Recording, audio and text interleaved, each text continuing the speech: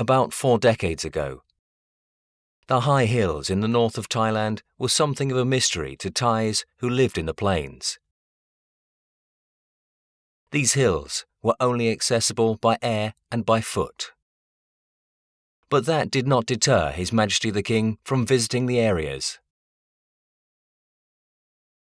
In so doing, it became clear to him the root cause of the complicated problems prevailing there, namely politics, natural resources, lifestyle of the hill tribes, and drugs, was interrelated.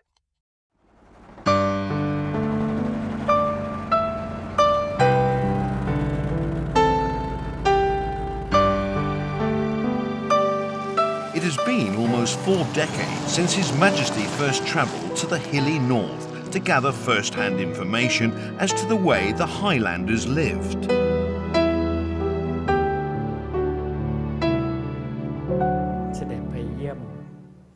His Majesty made multiple visits there out of concern over their livelihood. By helicopter, he went from hill to hill. What was evidence was the Highlanders earned their living through slash and burn farming. On his trips, His Majesty not only found the land to be covered with opium plantations, but also came face to face with what the government sector had never been aware of. The lush and green hills had become completely barren, with exposed hilltops due to slash and burn farming. Trees had been felled to facilitate only a couple of years of opium cultivation. With complete soil degradation, the people moved on to their next plots of opium farming. If the conditions continued on unchecked, the country's water sources would be depleted in no time. Nothing much had been done by the government sector, because they lost touch with reality, having never seen things from a helicopter.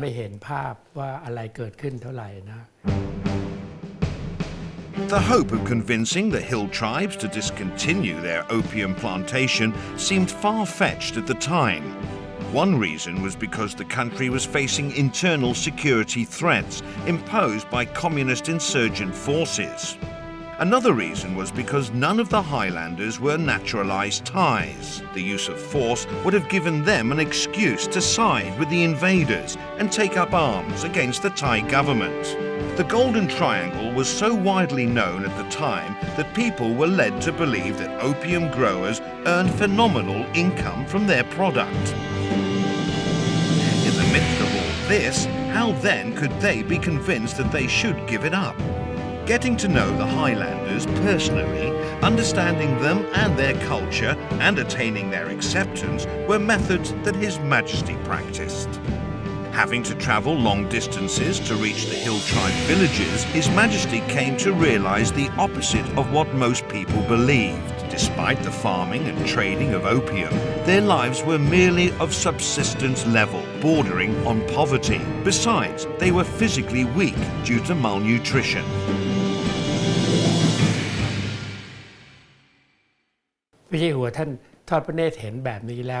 Of course, His Majesty could not just sit back after that. He took whatever action possible, and what was possible for him to do was to stop the opium farming. The truth was that opium grossed huge income for drug traders, but not opium growers who earned only a fraction.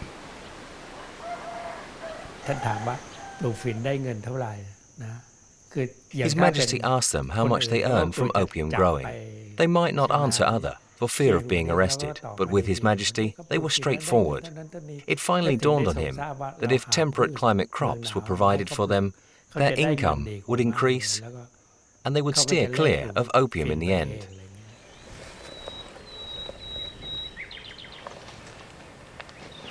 His Majesty was informed that the hill tribes got the same price for their opium as for their peaches. The information inspired him to research on opium substitution crops for the people.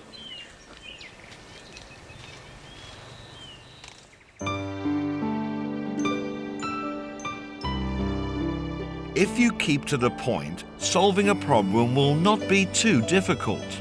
And when you say something, say it simply, in a matter-of-fact way. If something needs correction, correct it at the fact. There have been instances where he could not get any answer from government officials. But it was different with His Majesty. He got all the answers. It's like, to them he was an old acquaintance, a father. His Majesty's genuine understanding of the root cause of their problems, coupled with his ability to get acquainted with them personally, inspired him to embark on the development work, an initiative which became the starting point of the Royal Project. In 1969, an amount from His Majesty's personal funds was utilised for the initiation of the Royal Project. Primary objectives were to stop the slash-and-burn farming, start serious reforestation, and provide the hill tribes with appropriate opium substitution crops. His Majesty's target was to definitely separate forest from farming. No encroachment was to be made by the forest upon the farmland and vice versa. But the key condition pertaining to the promotion of a crop substitution program was that the substitution crops must generate better income for the people. Thus, research and study on temperate climate crops and high-altitude agriculture were given top priority to be carried out on an urgent basis. With cooperation and collaboration from academics and specialists who gladly volunteered their services, an influx of research works on temperate climate fruits, flowers and vegetables began to flow into the Royal Project. Then came the day when the Highlanders were introduced to strawberries for the first time. We asked for volunteers who would grow this new crop and get 3. You see, none had ever seen strawberries before, only they said the king wanted them to experiment growing it, so they were willing to try. The Royal Project provided the people with advice and consultation on the new crop and the best methods, for example, steps terrace, plantation, dripping system and organic farming, in line with the local conditions. Soon an expanse of bright red dots were seen atop Intanon Mountain. They were the tiny fruits that used to grow only in countries with cool climates. Marketing of harvested strawberries was in our care while earnings reversed back to the 3 growers. As it happened, their pockets bulged due to the high price of strawberries. Others were by and by stimulated, seeing those bulging pockets, and that's how the cultivation spread. By implication, high returns realised from the 3 volunteers' experiment plots rendered a public relations service to the Royal Project. Eventually, longer and longer lines of volunteers crisscrossed the Highlands. At that point, we had to take care of both product marketing and transportation. The growers received their earnings in proportion to the sales volume. From the initial stage of crop substitution, promotion, advanced researches have now been conducted on hundreds of new crop species.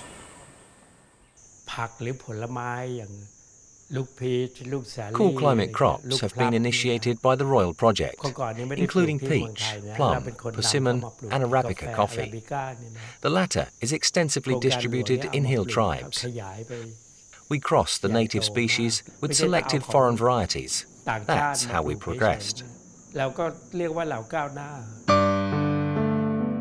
Doi Kum, a small hill in the north, is now known as the brand name of the Royal Project products, widely marketed domestically as well as abroad. The name Doi Kum has been selected to signify the presently happy lifestyle of people living atop this small hill.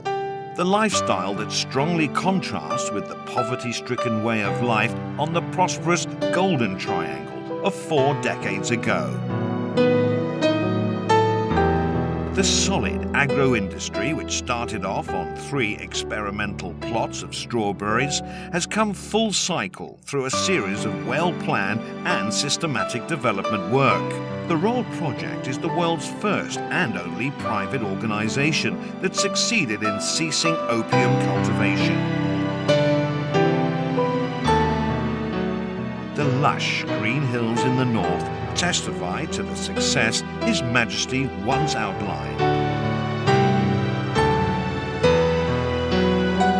If we can successfully implement this project, convince the hill tribes to settle down in one place and join in the conservation of forest and soil, as well as provide them with a reasonable standard of living, the enormous benefits occurring there will then be on a sustained basis.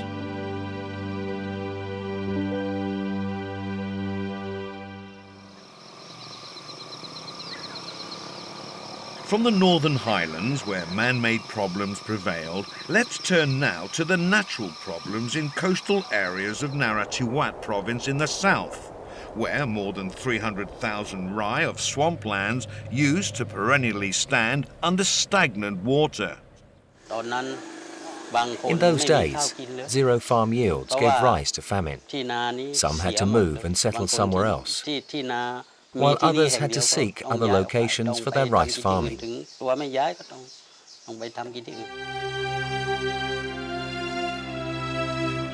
His Majesty steadily travelled to visit his subjects in Narathiwat province, starting in 1973 onwards. That was how he learned about acidic soil in swamplands, which was detrimental to farming and caused hardships which had been prevailing in the areas. With his subjects feeling resigned to the fact of life in the face of such useless soil, the Lord of the land scrutinized the problem from a completely different angle.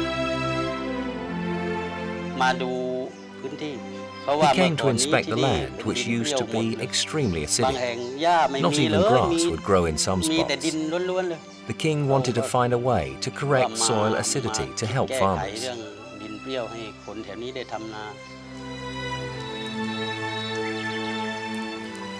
Just as the dentist was busy drilling a hole to drain the pus from inside my tooth, it suddenly dawned on me as to how to remedy the soil acidity.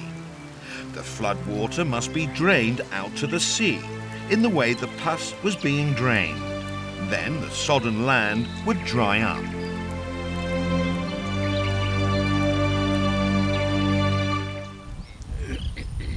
Following the royal-initiated methodologies, drainage ditches and water gates were constructed. Drain water out to the sea and impede the intrusion upstream of salt water over cultivated land. His Majesty had hoped that soil rehabilitation through drainage of acidic water would be successful, but that was not the case. The thick layer of strongly acidic soil could not be washed away, no matter how many times you tried. The more you did, the more kept emerging from underneath. Finally, His Majesty changed to the flushing technique. That's how I describe it, not His Majesty. The problem could not be solved because after the swamps had been drained, the soil grew more acidic due to the fact that pyrites in the mud layer release sulfuric acid as they oxidize.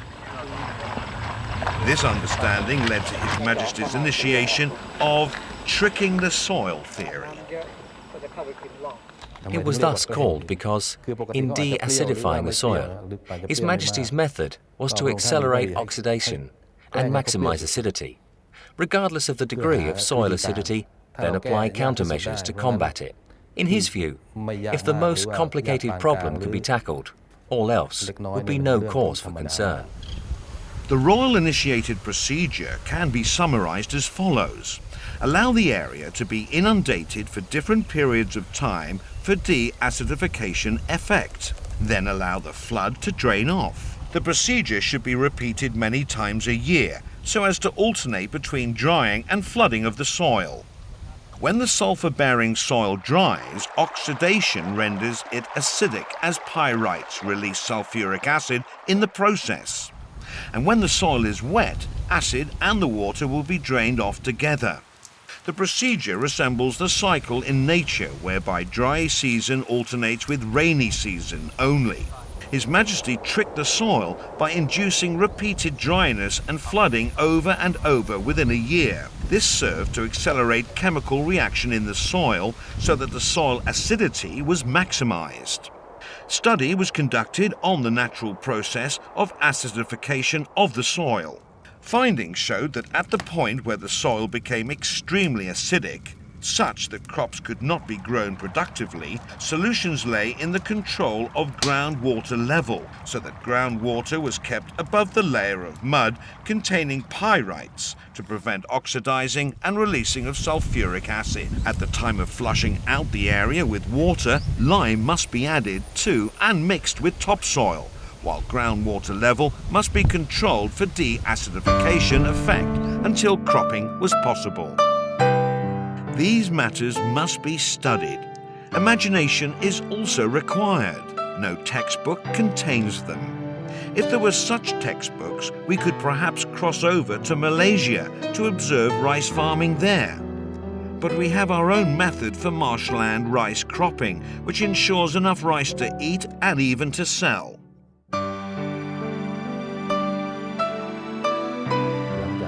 Having succeeded to the extent that the method could be publicized, His Majesty was convinced that as there was no textbook anywhere else in the world on the subject of his research, it means that no other countries had thought of this.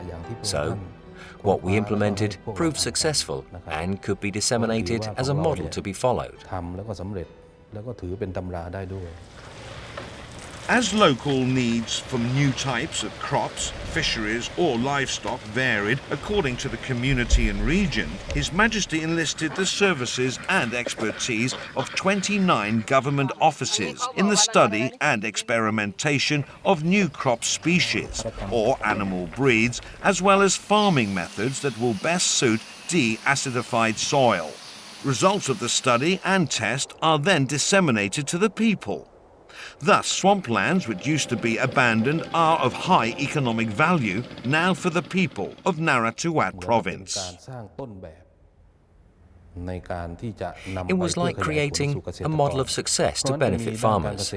So many officials from the Ministry of Agriculture and Cooperatives made a pool effort to help in the areas of agriculture, agricultural extension, fishery, livestock and irrigation. It was a brainstorming effort to jointly correct the acidic soil problem. Profound understanding for and familiarity with the root problems, effective methods which met the people's needs and potentials have led to effective development as targeted. However, there is one common factor which contributes to the success of the two projects that differ in nature but resemble each other in terms of their mode of operation. That factor lies in the united effort on the part of participating agencies, be they governmental, educational or private, which is always emphasized by His Majesty as the very essence of development. Work for the progress of the country or happiness of the populace cannot be done by a person alone. Everyone must join hands. A specialist is to make the best of his or her specialized knowledge for solidarity's sake. If many have common specialized knowledge, they should collaborate. Even with the same specialization, their points of view may differ, in which case they should talk it over rather than be involved in disputes.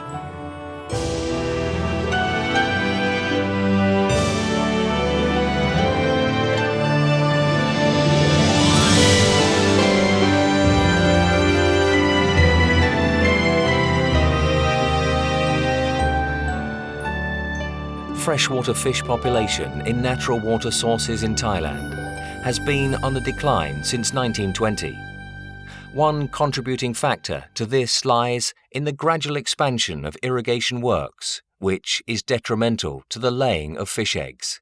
A factor for the rapid decline lies in the advancement of fishery technologies.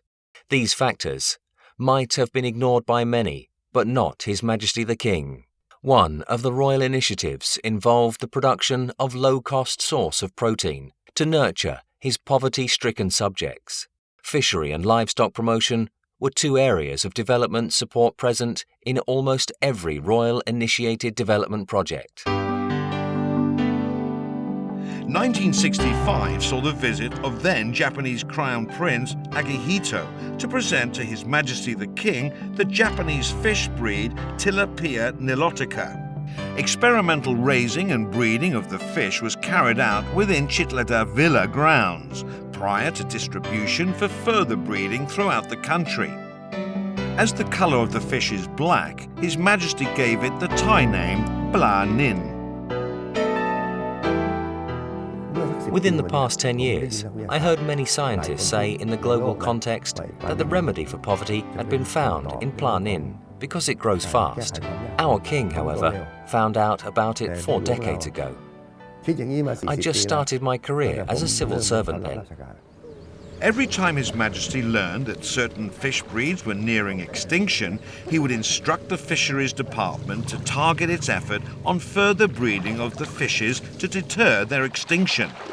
An instance of success involved the further breeding of Bla Burk, the world's largest catfish, and Bla Kraho, the world's largest carp.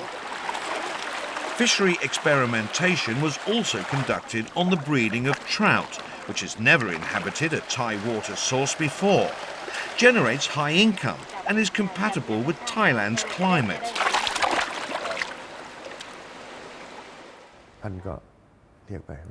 I was enlisted by His Majesty to see about trout raising in the cool environment of the north. This would fit, as trout is expensive in our country, and success in this could mean better living for the hill tribes. I found a feasible spot for it, but it did not work out. So I went back to inform His Majesty that almost all of them had died because of the local people had poisoned them. He laughed, but did not reprimand me. I went back for repeated attempts until finally trout breeding is possible in Thailand.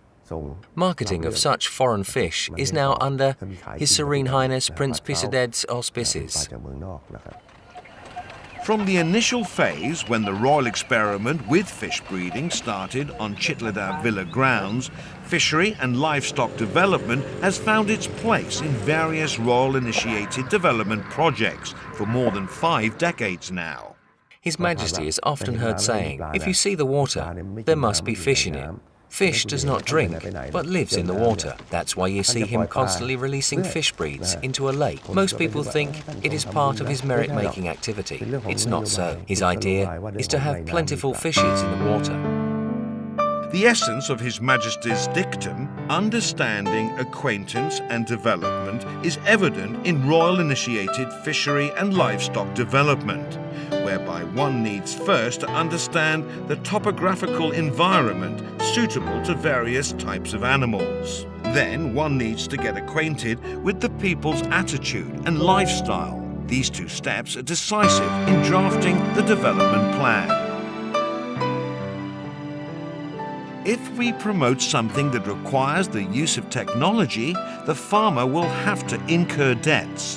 But when he makes a profit, he goes to celebrate. In the end, debts are steadily accrued. Then the government is impelled to waive them at the expense totaling billions of baht. This may sound like I wanted to bar the people from using high technology. Actually, I do target on the application of considerably advanced technology, but on a step-by-step basis.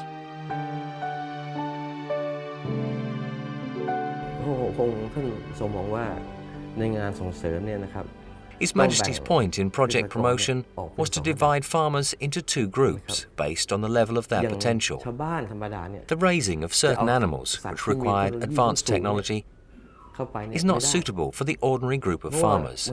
So, considering the appropriate type of animals to be promoted must take account of local conditions.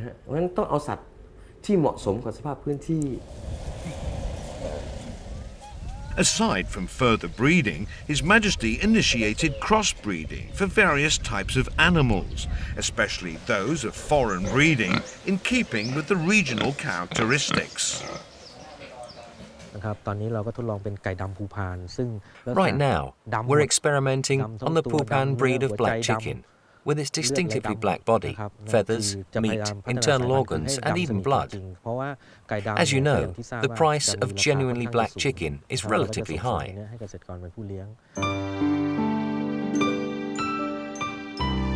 Development of plant species and animal breeds help upgrade farmers' quality of life. Still, Thailand's generations' long agro-social structure makes it almost impossible for them to have any bargaining power in the marketing scheme.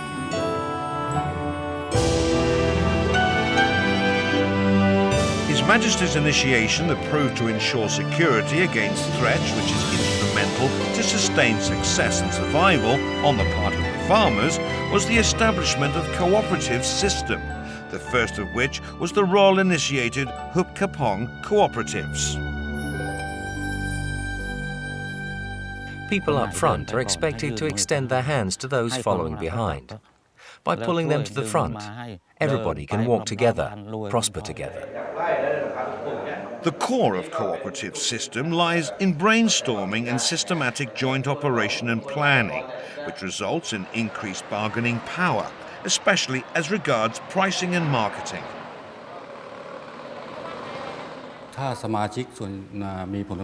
Members of the co-op must register their types and extent of produce or products. The co-op serves to collect and sell the produce or products to co-op members. Exemplary cooperative success has so far been attained by the thriving royal-initiated Nong Po Dairy Cooperatives Ratchaburi Limited under royal patronage.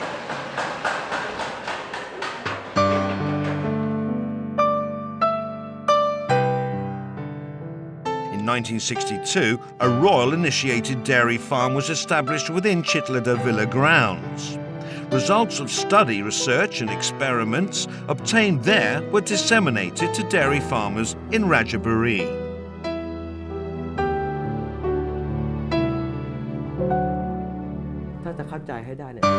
Genuine understanding starts with hands-on experience.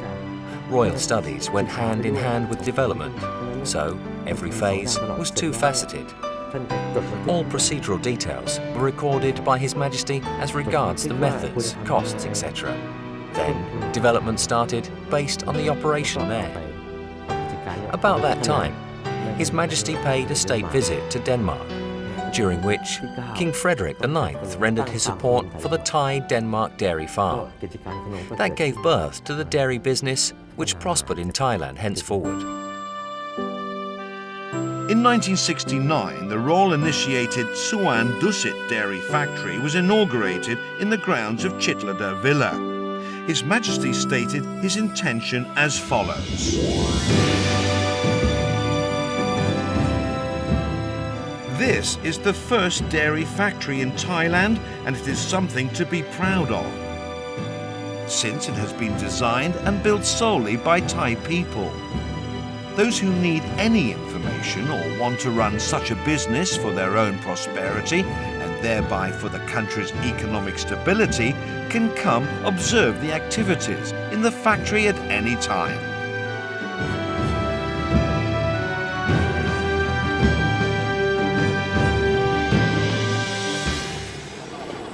On the same day of His Majesty's above-mentioned address, Mr. Chai Janpiwat lodged a petition with him on behalf of a group of dairy farmers, asking for royal assistance in the face of a problem relating to surplus milk in the market.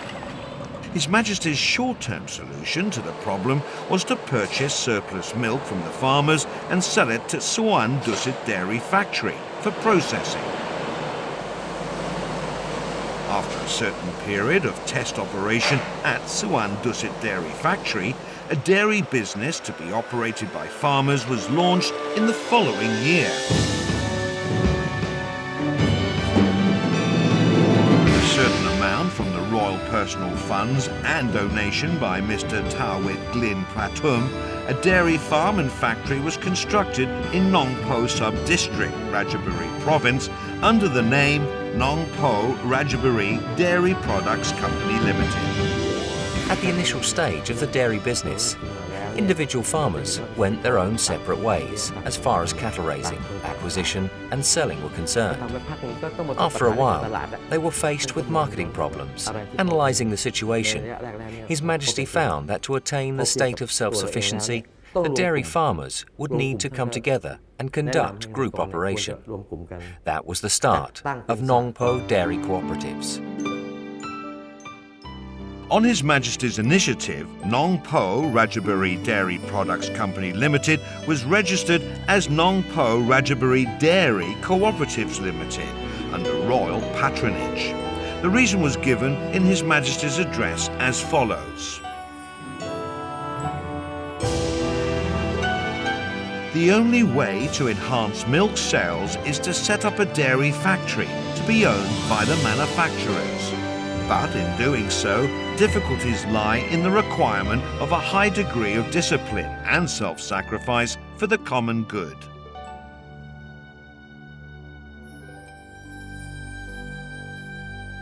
ผมคิดว่าเหมือนประเทศหนึ่งเหมือนกัน I think we should look at the business in the context of a เป็น country. เจ้าของ Because every member shares ownership, all profits will be shared among members. Our occupation was made possible by His Majesty. We have to carry it out with determination and absolute transparency. If we adhere to honesty, the result will be productive.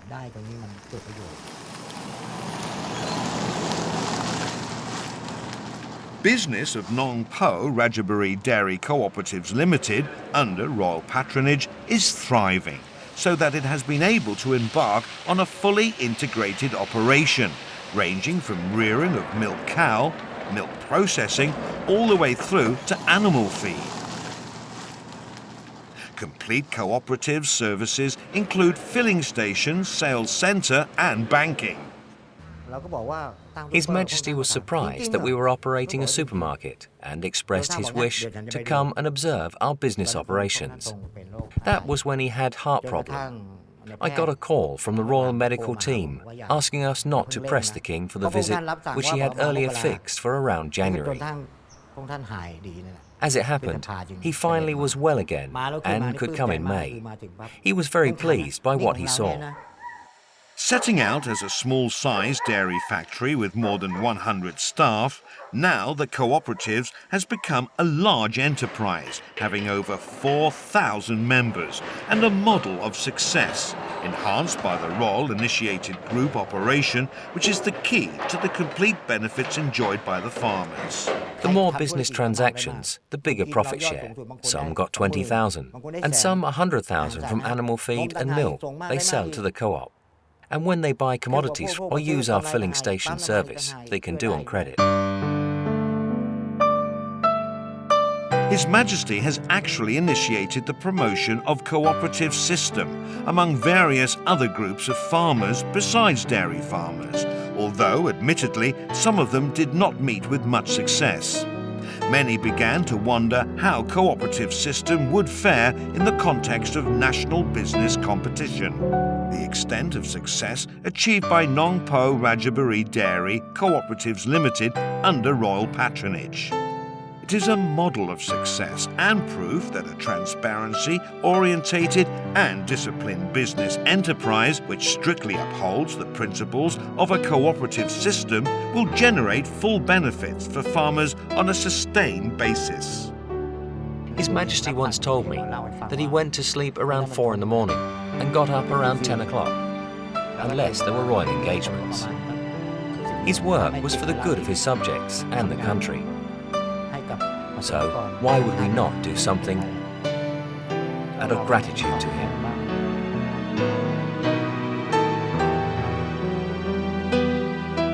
We, as the children, know our parents carry on their works for our well-being and progress, or at least to ensure that we do not cause suffering or distress to others. But given His Majesty the King's royal birth, his benevolence overshadows our parents, since he helps us, our parents, our children and grandchildren. Our King is beyond comparison the whole world over.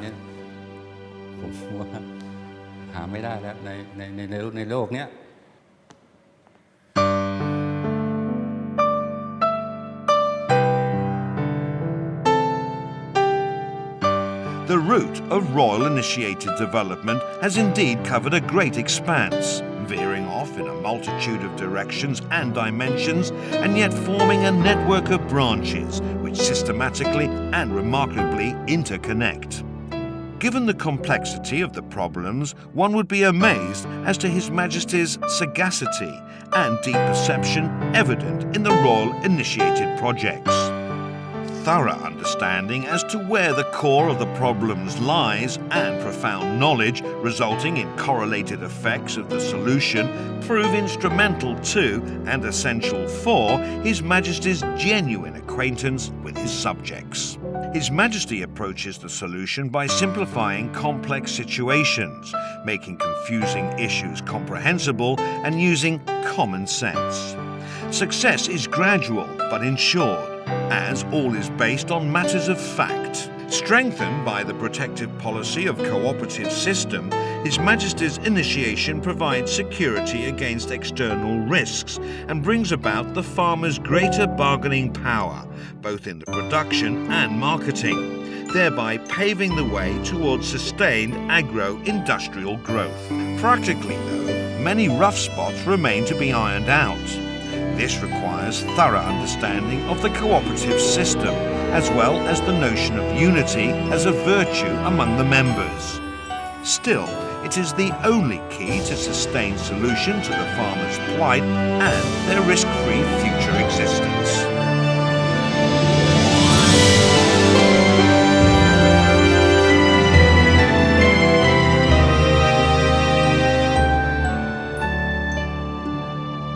It would not be too far-fetched to say that this is just a fraction of agricultural development based on His Majesty's sufficiency economy theory, the three-faceted aspect of a solution to any problem, comprising understanding, acquaintance, and development, has been clearly illustrated in His Majesty's working style and step-by-step rational approach.